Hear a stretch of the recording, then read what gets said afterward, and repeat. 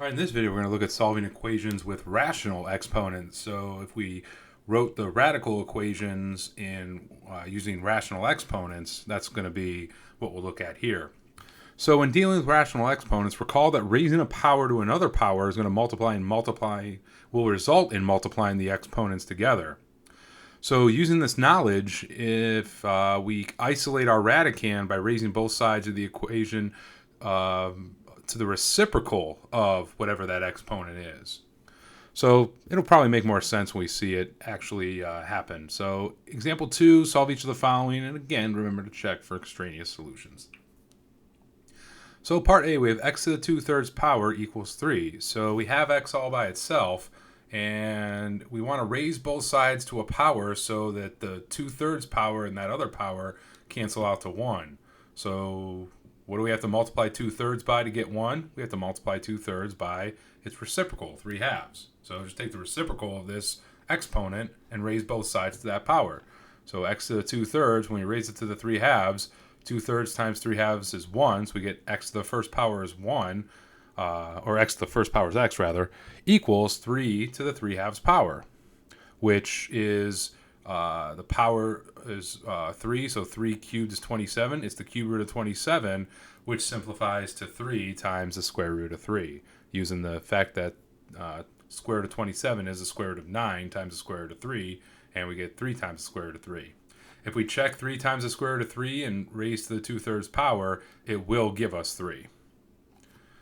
All right, part B, we have x minus 1 in parentheses. The negative 2/3 power equals 1. So what's the reciprocal of negative 2/3? Negative 3/2. So raise both sides to the negative 3/2 power. On the left-hand side, x minus 1, when that's being raised to the negative 2/3 power, and that entire result is being raised to the negative 3/2 power, we're left with x minus 1 all to the first power, which is just x minus 1. 1 to the negative 3/2 power is just 1. So we have x minus 1 equals 1. Add 1 to both sides, we get x equals 2. If we plug in x equals 2, we get 2 minus 1 is 1, and 1 to the negative 2/3 power does give us 1. All right, part C, we have x plus 2 in parentheses, all raised to the 3/2 power equals negative 1. So what's the reciprocal of 3/2? 2/3.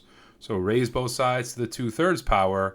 On the left-hand side, our exponents are gone. We just have x plus 2. And on the right-hand side, negative 1 to the 2/3 power. Make sure you put your negative 1 in parentheses. Negative 1 to the 2/3 power is actually 1. And the reason for that is, again, the negative 1 has to be in parentheses first. Negative 1 in parentheses squared, this is the power, is 2.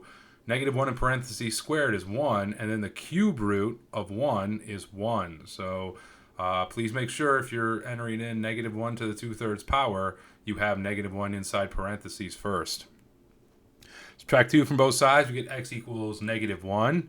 Now if we check this, negative 1 plus 2 is 1, and 1 to the 3/2 power is not negative 1. So this is an extraneous, this is not a real answer actually, it's extraneous solution. So since that was the only value we got, this example has no solution, so no solution. All right, that about does it for this video. Thanks for watching. I'll see you next time.